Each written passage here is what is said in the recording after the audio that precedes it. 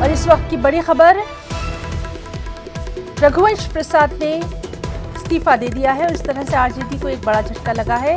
RJD के बेहद senior leader हैं रघुवंश प्रसाद। तो इस वक्त की बेहद अहम खबर, आरजेडी के सीनियर लीडर रघुवंश प्रसाद ने इस्तीफा दे दिया है।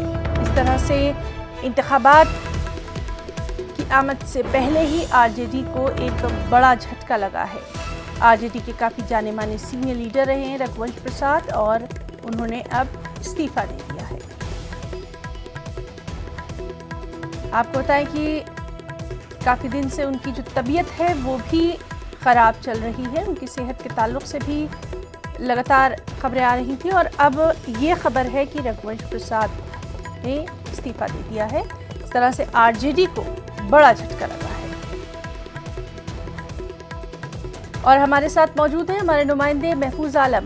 महफूज, इंतखाबात से ऐन पहले आरजेडी को बड़ा झटका, तफसीलात चाहेंगे।